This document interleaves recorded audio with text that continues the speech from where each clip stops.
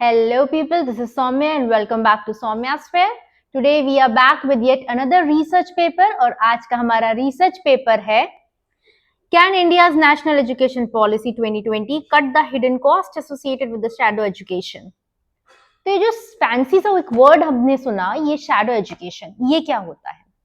अब दो तरह की एजुकेशन हमारे इंडियन सिनेरियो में चल रही है। एक तो हो गई हमारी formal main stream education, that is हमारा पब्लिक या प्राइवेट स्कूल का एजुकेशन। अब उसके साइड बाय साइड ना एक और एजुकेशन चलती रहती है, जो होती है कोचिंग इंस्टीट्यूशंस की एजुकेशन। तो बहुत सारे रीजंस हो सकते हैं, जैसे कंपटीशन में आगे रहने के लिए, अच्छे ग्रेड्स लाने के लिए, एंट्रेंस एग्जाम्स में टॉप करने के लिए, या for that reason entrance exams को क्रैक करने के लिए। ये सारे रीजंस की वजह से बहुत ज्यादा इंडियन एजुकेशन सिस्टम डिपेंडेंट होने लगा है ये कोचिंग इंस्टीट्यूट्स पे। तो जो कोचिंग इंस्टीट्यूट्स हैं या ट्यूशन इंस्टीट्यूट्स हैं, ये होते हैं शैडो एजुकेशन। शैडो मतलब ये एजुकेशन चल रही है, ये हमारे मेन स्ट्रीम एजुकेशन की एक शैडो हो गई है। आज हम ये समझेंगे कि ये जो शैडो एजुकेशन है, इसके प्रोज या कॉन्स क्या है हमारे मेन स्ट्रीम एजुकेशन सिस्टम पे, या फिर फॉर दैट रीजन हमारे बच्चों पे। इसके अलावा हम ये समझेंगे कि जो एनईपी 2020 आई है, गवर्नमेंट की नई एजुकेशन पॉलिसी, ये किस तरह से ये शैडो एजुकेशन के जो इल इफेक्ट्स हैं या इल इम्पैक्ट्स हैं, इनको कैसे मैनेज कर रही है। तो अब हम ये समझते हैं कि ये शैडो एजुकेशन शुरू कहाँ से हुई। इसके लिए हमें जाना पड़ेगा अपने एजुकेशन सिस्टम को समझने। तो हमारा एजुकेशन ब्रिटिशर्स के पहले बहुत ही ज्यादा लिबरल था। हम बहुत ज्यादा डिपेंड करते थे जो पाठशाला होती थी, जो गुरुकुल होते थे, या जो कम्युनिटी ओन्ड स्कूल्स होते थे। ये ज्यादातर बहुत ही मिनिमम फीस लिया करते थे या मोस्टली फ्री होते थे। इन स्कूल्स में आप स्पिरिचुअलिटी सीखते थे, आप अपने वेद्स सीखते थे, आप अपने बेसिक स्किल्स डेवलपमेंट करते थे जो कम्युनिटी में आपको यूज होने वाले थे। आप संस्कृत पढ़ते थे, आप अपने आसपास की चीजों को यूज करने वाले नेचर को पढ़ते थे, आप फिलॉसफी पढ़ते थे। तो जो बेसिक ह्यूमन स्किल्स होती हैं, जो मेंटल डेवलपमेंट के लिए इंपॉर्टेंट चीजें होती हैं, जो आपको फिजिकली, स्पिरिचुअली और मेंटली स्ट्रॉन्ग करती हैं, जो हमारा ब्रिटिशर्स के पहले एजुकेशन सिस्टम था, वो लोकल था और इन सारी चीजों पे डिपेंड करता था। अब जब ब्रिटिशर्स आए तो उन्होंने क्या किया, ये जो डिसेंट्रलाइज्ड स्कूल्स थे, गुरुकुल्स थे, कम्युनिटी स्कूल्स थे, इन सब को उसने खत्म करना शुरू किया। कैसे किया उन्होंने? तो जो लैंड रेवेन्यूज कलेक्ट किए जाते थे, वो पहले तो इन स्कूल्स को दिए जाते थे एक तरह से डोनेशन के फॉर्म में। पर जब ब्रिटिशर्स आए तो उन्होंने ये सारे रेवेन्यूज को दूसरी चीजों में डायरेक्ट करना स्टार्ट कर दिया। इसी तरह जो भी दान वान किया जाता था, जिसको हम इंग्लिश लैंग्वेज में पैट्रनेज भी बोलते हैं, वो भी उन्होंने खत्म कर दिया। तो रिसोर्सेस की कमी होने की वजह से, रिकॉग्निशन की कमी होने की वजह से धीरे धीरे जो लोकल कम्युनिटी में जो स्कूल्स थे, पाठशाला थी, गुरुकुल थे, ये सब कोलैप्स हो गए, खत्म हो गए। अब ब्रिटिशर्स ने क्या किया कि हमारा एजुकेशन सिस्टम ये कोलैप्स होने के बाद उन्होंने एक नया एजुकेशन सिस्टम इंट्रोड्यूस किया। ये जो एजुकेशन सिस्टम था, ये पूरी तरह से इंग्लिश ओरिएंटेड था। यहाँ पे ज्यादातर वेस्टर्न जो अंडरस्टैंडिंग होती थी वो पढ़ी जाती थी, और इंग्लिश लैंग्वेज का बहुत ज्यादा जोर होता था। हायर एजुकेशन में भी आपकी संस्कृत हो गई, आपकी जो रीजनल लैंग्वेजेस थी, ये सबको बिल्कुल ही मार्जिनलाइज कर दिया गया था, बिल्कुल खत्म कर दिया गया था, और सिर्फ इंग्लिश पढ़ाया जाता था। वो एक तरह से वो स्टेटस सिंबल बना रहे थे उसको। इससे ये हुआ कि जो रूरल पॉपुलेशन था, जो हमारा जनरल पॉपुलेशन था, वो इंग्लिश की समझ ना होने की वजह से धीरे धीरे एजुकेशन से दूर होता चला गया, क्योंकि लोकल स्कूल्स तो खत्म हो गए थे। इसके साथ साथ जो एजुकेशन ये सिस्टम था भी, ये भी सिर्फ एलीट इंडियंस के लिए था। एलीट इंडियंस का मतलब है वो मेन नॉट वुमेन, अमीर मेन जो अफोर्ड कर सकते थे, वही पढ़ते थे इन इंग्लिश स्कूल्स में और in English higher education institutions में। अब इन इंस्टीट्यूशंस में भी ऐसा नहीं था कि बहुत ज्यादा फिलॉसफी, मैथमेटिक्स, फिजिक्स या साइंस ओरिएंटेड एजुकेशन हो। ये सिर्फ और सिर्फ रट्टाफिकेशन कराते थे, जिसको हम कहते हैं रॉट मेमोराइजेशन। तो यहाँ पे भी कोई स्किल डेवलपमेंट नहीं होता था। यहाँ पे वो सिर्फ और सिर्फ ब्रिटिश कॉलोनियल राज को सपोर्ट करने के लिए क्लर्क्स बना रहे थे, एडमिनिस्ट्रेटर्स बना रहे थे, जो फाइनली ब्रिटिशर्स के लिए काम कर सके। वो कोई थिंकर्स नहीं बना रहे थे, वो कोई इंटेलिजेंट लोगों को नहीं बना रहे थे। इसीलिए वो सिर्फ और सिर्फ रटने वाले एग्जाम सिस्टम को ले आए, जो बहुत ज्यादा सेंटर्ड था एम्प्लॉयमेंट के ऊपर। अब इस वजह से क्या हुआ, जो हमारा एजुकेशन सिस्टम था वो बिल्कुल रूट्स से बहुत ज्यादा सेंट्रिक हो गया एग्जाम्स के ऊपर, रटिफिकेशन के ऊपर, ग्रेड्स के ऊपर, और सबसे बड़ी बात एक जरिया बन गया एम्प्लॉयमेंट लेने का। हमारा ओरिजिनल इंडियन सिस्टम था स्किल डेवलपमेंट पे, स्पिरिचुअलिटी के डेवलपमेंट के लिए, ह्यूमन स्किल्स को सीखने के लिए, एथिक्स को सीखने के लिए। लेकिन ब्रिटिशर्स ने हमारे एजुकेशन सिस्टम को बिल्कुल ही रट्टाफाइड बना दिया और सिर्फ बेसिक क्लर्क्स वाले जॉब को हथियाने के लिए, पाने के लिए एक तरह का एम्प्लॉयमेंट का सोर्स बनाने की कोशिश करी गई। और यही वजह है कि आज तक हमारा जो एजुकेशन सिस्टम है वो ग्रेड ओरिएंटेड है, एग्जाम ओरिएंटेड है, और सिर्फ एम्प्लॉयमेंट पाने की एक सीढ़ी है। तो हमारे जो बच्चे हैं या जो हम लोग हैं, फॉर दैट रीजन जो हमारे पेरेंट्स या ग्रैंड पेरेंट्स भी थे, हम लोगों ने बहुत ज्यादा स्किल्स डेवलप नहीं की, life skills, spirituality, mental wellbeing, ये सारी चीजों से हम दूर होते चले गए। और इसका एक बहुत बड़ा एग्जाम्पल ये भी है कि जब ब्रिटिशर्स ने इंडिया फाइनली छोड़ा, जब उन्होंने आए थे तब तो यहाँ पे बहुत ज्यादा एजुकेशन था, हर कोई वेल एजुकेटेड था, हम बहुत एडवांस थे मैथमेटिक्स में, साइंस में, फिलोसफी में, सर्जरी में। लेकिन वो जब छोड़ के गए, हमारे एजुकेशन सिस्टम को बिल्कुल बर्बाद करके जब गए, तो हमारे इंडिया का जो लिटरेसी परसेंटेज था दैट वाज ओनली 12%। वो भी अंग्रेजी बोलने वाले 12% रट्टाफाइड लोग थे। अगर यहाँ तक वीडियो पसंद आया हो तो please to subscribe us, like us and follow us. अब ब्रिटिशर्स तो चले गए, लेकिन वो जो हमारे एजुकेशन सिस्टम का एक बेस बना के गए ना, वो यहीं छोड़ गए। तो इंडिपेंडेंस के बाद हमारी गवर्नमेंट ने पब्लिक स्कूल्स का इंफ्रास्ट्रक्चर, उनका नंबर्स, उनका ग्रोथ बढ़ाना स्टार्ट किया, क्योंकि हमें अपना एजुकेशन सिस्टम को स्ट्रॉन्ग करना था। अब बढ़ा तो रहे थे वो, लेकिन क्वालिटी नहीं थी, अच्छी क्वालिटी के टीचर्स नहीं थे, अच्छा इंफ्रास्ट्रक्चर नहीं था, ये पब्लिक स्कूल्स बहुत ज्यादा ओवर क्राउडेड थे, बहुत ही पुरानी घिसी पिटी जो सिलेबस था वो पढ़ाया जाता था, इंग्लिश का डोमिनेंस था, और ब्रिटिशर्स हमें छोड़ के गए थे 12% लिटरेसी लेवल के साथ। तो ये जाहिर सी बात है कि ये सारी चीजें होनी थी, क्योंकि पढ़ाने वाले अच्छे लोग भी नहीं थे।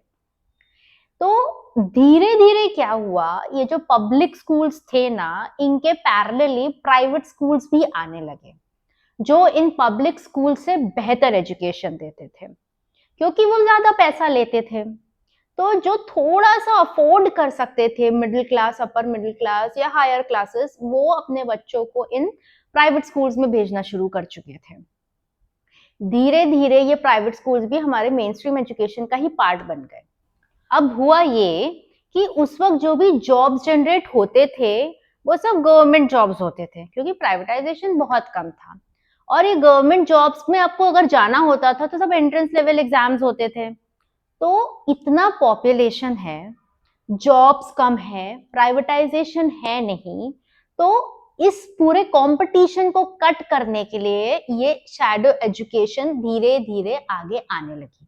मतलब पैरेलली एक एजुकेशन सिस्टम रन करने लगा कोचिंग इंस्टीट्यूट्स के फॉर्म में। ये आपको एक स्पेसिफिक फॉर्मेट में पढ़ाते थे, सिर्फ और सिर्फ ट्रेन करते थे इस एग्जाम को क्रैक करने के लिए।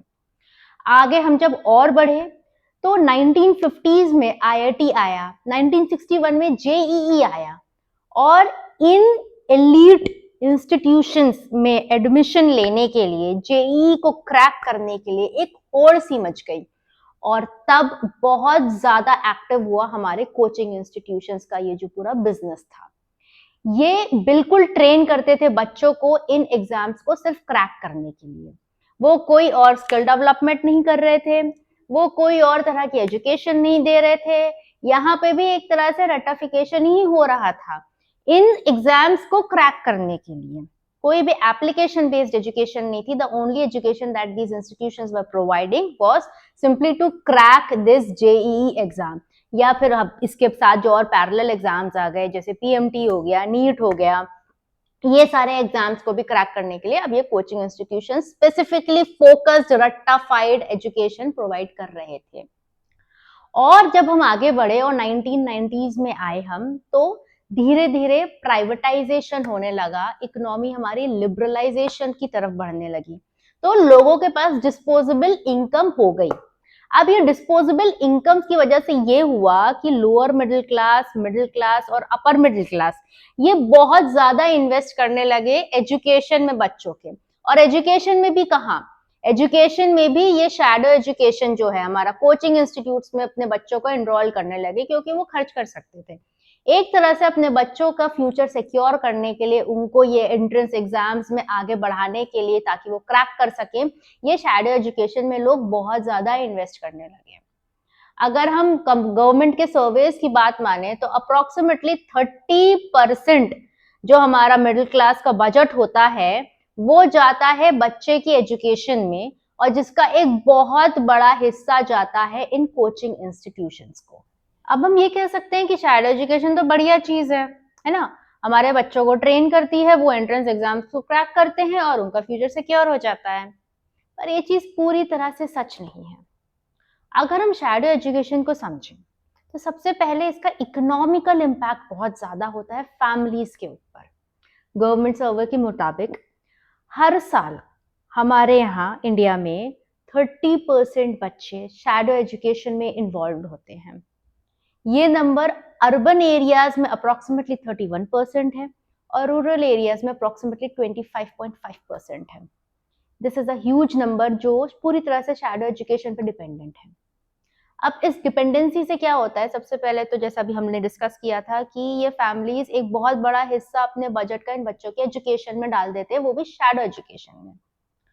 दूसरी चीज ये होती है कि ये जो एजुकेशन सिस्टम इससे क्रिएट हो रहा है ये बहुत ज्यादा रट्टाफाइड एजुकेशन सिस्टम हो जाता है. यहाँ पे जो पैसा दे सकता है उनके बच्चे तो इन इंस्टीट्यूशंस में रट रट के ये एंट्रेंस एग्जाम्स को क्रैक कर लेते हैं.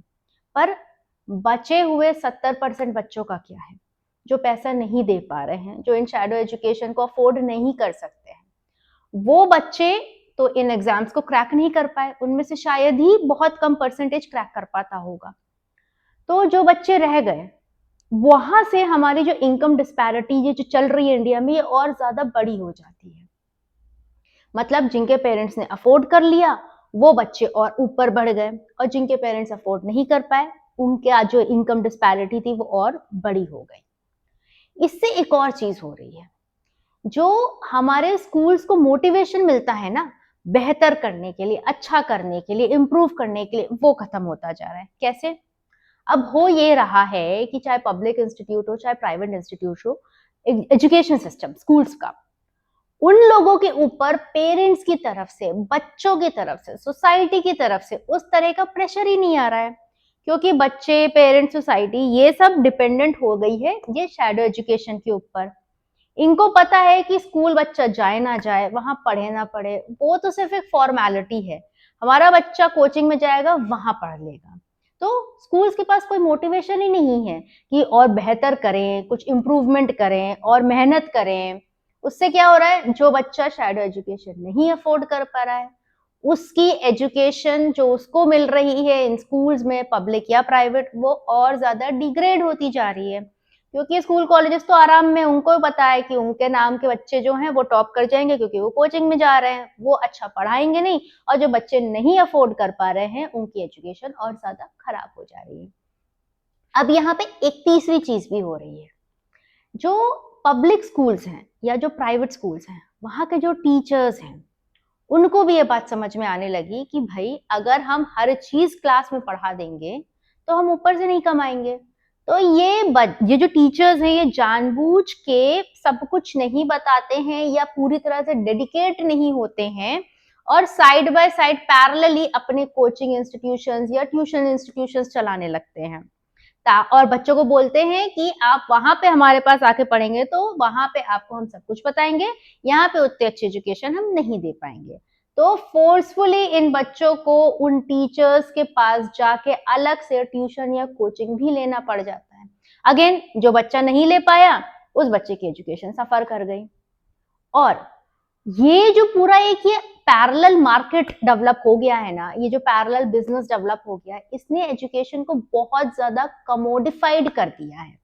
अब एजुकेशन को एक प्रोडक्ट की तरह देखते हैं जो मार्केट में बेचा जा रहा है।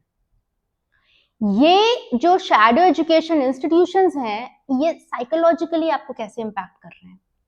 ये साइकोलॉजिकली ऐसे इम्पैक्ट कर रहे हैं कि ये तो आपके बच्चे का बहुत टाइम लेते हैं, बहुत समय लेते हैं, उनका कोई पर्सनालिटी डेवलपमेंट नहीं होता है, उनका कोई स्किल डेवलपमेंट नहीं होता है, वो सिर्फ और सिर्फ प्रिपेयर करते हैं इन एग्जाम्स को क्रैक करने के लिए, जैसे कि इन एग्जाम्स को क्रैक करने के बाद लाइफ बिल्कुल सेट है और कभी कुछ करना ही नहीं है।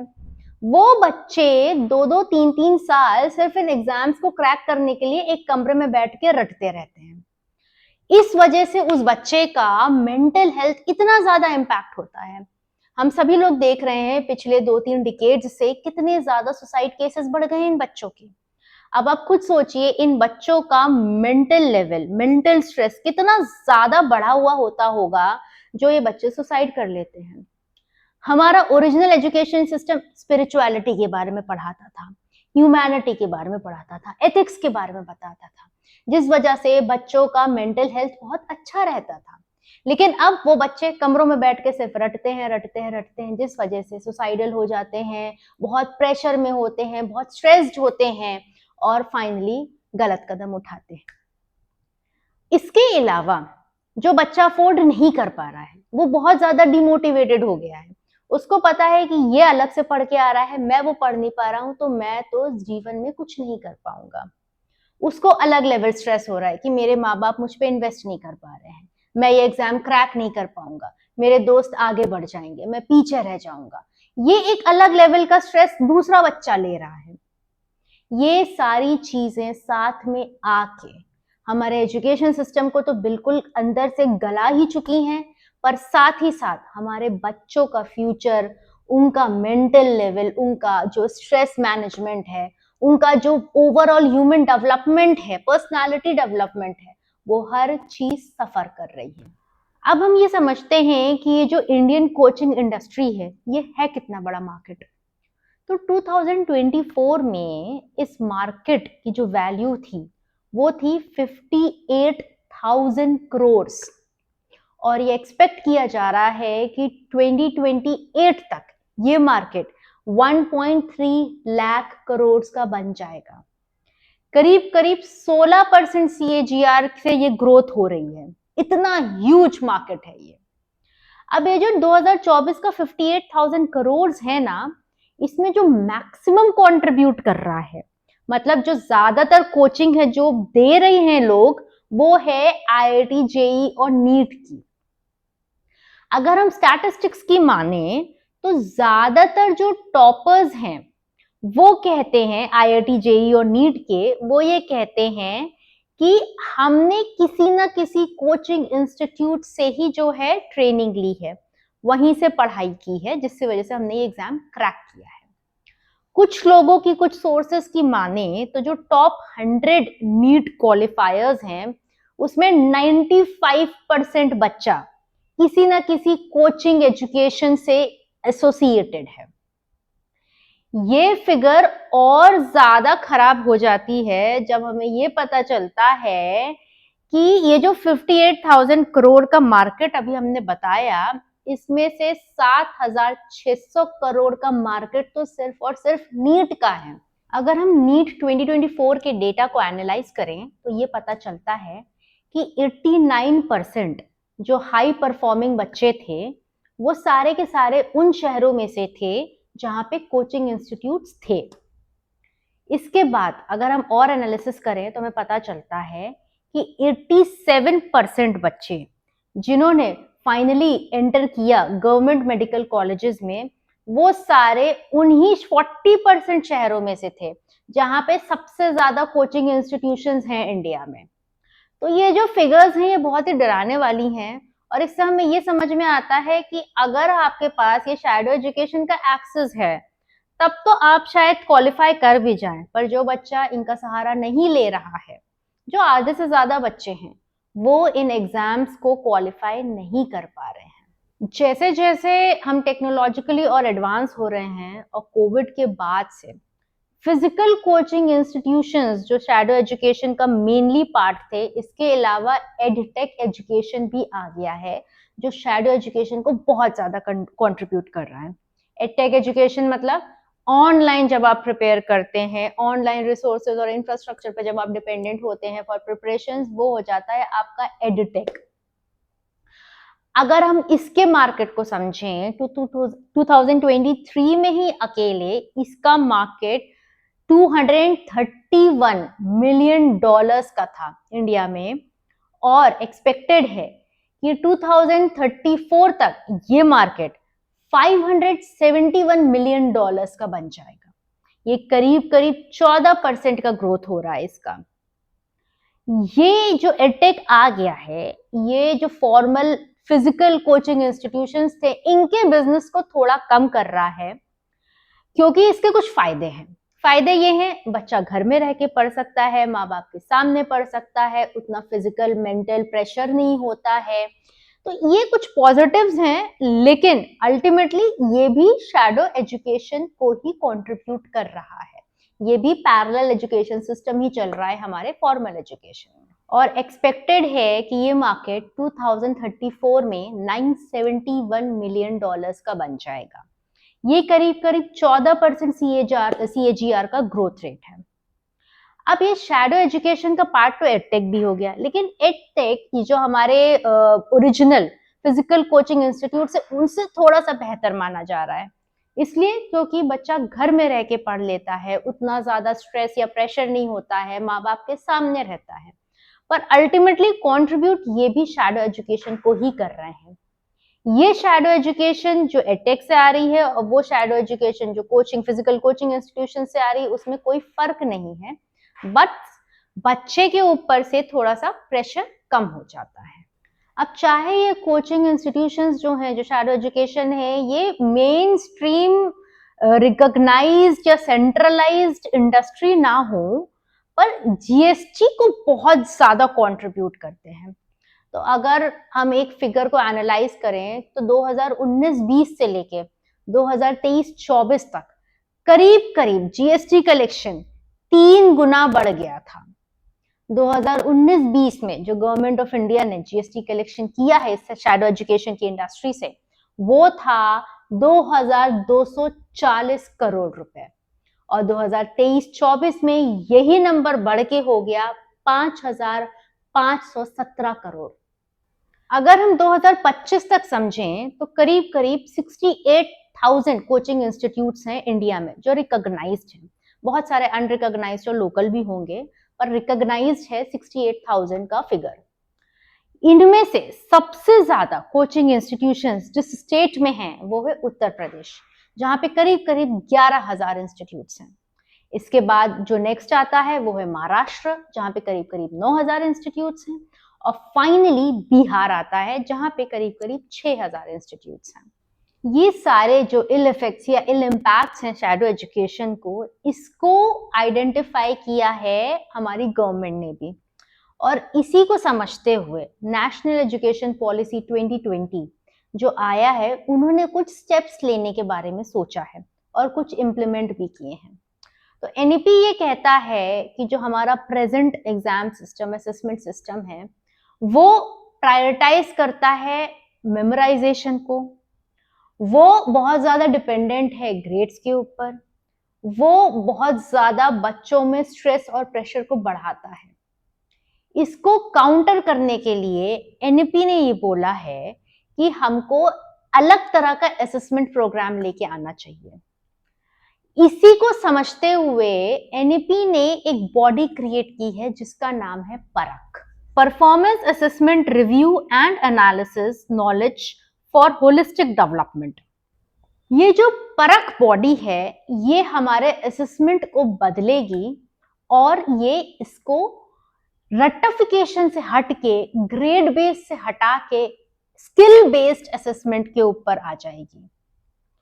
एनईपी बोलता है कि जो हमारा करिकुलम होना चाहिए वो ज्यादा होना चाहिए बच्चों की नॉलेज को एप्लीकेशन में बदलने के लिए और ना कि नॉलेज को फैक्ट्स में बदलने के लिए। एनईपी रीइंट्रोड्यूस कर रहा है फॉर्मेटिव असेसमेंट के कंसेप्ट को। अंडर फॉर्मेटिव असेसमेंट ऐसा अब हम नहीं करेंगे कि एक टेस्ट स्कोर आया, एक फाइनल एग्जाम हुआ और उसके स्कोर्स के बेसिस पे बच्चे का असेसमेंट हुआ, बल्कि अब कंटिन्यूअस फीडबैक दिया जाएगा बच्चे को ताकि कंटिन्यूअसली परफॉर्मेंस को असेस किया जा सके और एक कंटिन्यूअस इंप्रूवमेंट हो सके बच्चे में। इसके अलावा एनईपी ने प्रपोज किया है एक 360 डिग्री रिव्यू रिपोर्ट कार्ड को। इसके अंतर्गत सिर्फ और सिर्फ मैथ साइंस को इंपॉर्टेंस नहीं दी जाएगी, सिर्फ और सिर्फ इनका असेसमेंट नहीं होगा, बल्कि जो और क्रिएटिव एस्पेक्ट्स हैं, चाहे वो स्पोर्ट्स हो गया, चाहे वो पेंटिंग है, डांसिंग है, चाहे वो डिबेट है, इन सबको भी इक्वली इंपॉर्टेंस दिया जाएगा, इन सब का भी इक्वल असेसमेंट होगा जैसे मैथ्स, साइंस और अलग अलग और स्टेम एजुकेशन का होता है। इससे होगा ये कि बच्चे के ऊपर से प्रेशर कम होगा और इन असेसमेंट्स की वजह से एक बच्चे का ओवरऑल डेवलपमेंट होगा, ना कि रट्टाफाइड डेवलपमेंट होगा। साथ ही साथ कोचिंग इंस्टीट्यूट्स के इन्वॉल्वमेंट को कम करने के लिए गवर्नमेंट ऑफ इंडिया ने एनईपी के अंतर्गत 2 डिजिटल प्लेटफॉर्म्स भी लॉन्च करे हैं, जो है दीक्षा और स्वयं। इन प्लेटफॉर्म्स के ऊपर हाई क्वालिटी कंटेंट बच्चों के लिए फ्रीली अवेलेबल है, तो वो बच्चे जाके इस कंटेंट को एक्सेस कर सकते हैं, इनसे प्रिपरेशन कर सकते हैं जो अदरवाइज डिपेंडेंट होते इन पेड कोचिंग्स के ऊपर। एनईपी ने बहुत ज्यादा एक इंपॉर्टेंस दी है, सिग्निफिकेंस दी है बच्चों के मेंटल हेल्थ को। एनईपी 2020 पॉलिसी के अंतर्गत स्कूल्स में जो है काउंसलर्स होने चाहिए जो बच्चों की मेंटल हेल्थ को तो ठीक करने में हेल्प करें ही करें और साथ में उनकी काउंसलिंग भी करें अलग अलग करियर ऑप्शंस के ऊपर। बहुत ज्यादा डिपेंडेंस ऑन मेडिकल फील्ड्स या इंजीनियरिंग फील्ड से हटना पड़ेगा और एक ओवरऑल डेवलपमेंट पे ध्यान देना पड़ेगा। इसीलिए एनईपी बोलता है कि वोकेशनल सब्जेक्ट्स को भी हमें इनकॉर्पोरेट करना पड़ेगा मेन स्ट्रीम सब्जेक्ट्स के साथ ताकि कंप्लीट स्किल डेवलपमेंट हो सके। इस मेंटल प्रेशर को खत्म करने के लिए, कम करने के लिए एनईपी पॉलिसी के अंतर्गत एनईपी बोल रहा है कि एक सिंगल एनुअल एग्जाम के बजाय साल में 2 से 3 बार बोर्ड एग्जाम्स भी हम करवा सकते हैं और इसमें से जो बेस्ट हो उसको साथ में क्यूमुलेटिवली लाके एक स्कोर बनाया जाए। इससे बच्चों का परफॉर्मेंस बेहतर होगा, एक पूरे साल में उनकी पढ़ाई डिस्ट्रीब्यूट हो जाएगी और एक प्रेशर जो उनके ऊपर बहुत ज्यादा होता है एक सिंगल परफॉर्म करने के लिए एग्जाम में, वो और ज्यादा कम हो जाएगा। तो ये सारी चीजों को देखते हुए हम ये कह सकते हैं कि एनईपी डायरेक्टली तो ये शैडो एजुकेशन को खत्म नहीं कर पाएगा, लेकिन इस शैडो एजुकेशन का जो जड़ है, जो बेस्ड है रॉट मेमोराइजेशन के ऊपर, रट्टाफिकेशन के ऊपर और एक स्पेसिफिक सिलेबस को खत्म करने के ऊपर, वो चीज को धीरे धीरे कम करते हुए एनईपी इन कोचिंग इंस्टीट्यूशंस के ऊपर डिपेंडेंस बच्चों की कम कर सकता है, जिसकी वजह से अपने आप ये एक हद तक रिड्यूस हो जाएंगी और बच्चों का ओवरऑल डेवलपमेंट भी होने लगेगा। ये एक टाइम में, एक साल में नहीं हो पाएगा। जिस तरह से over a very long period of time हमारा एजुकेशन सिस्टम आज ये बना है, ये ऐसे ही धीरे धीरे मे बी इन नेक्स्ट 1 और 2 डिकेड्स बहुत ज्यादा बेहतर हो जाएगा। गवर्नमेंट ऑफ इंडिया ने पहले ही इसकी तरफ स्टेप्स लेने शुरू कर दिए हैं and let's hope for the best results. For more such insightful researches, understandings and discussion, please do subscribe us, follow us and like us. Thank you so much.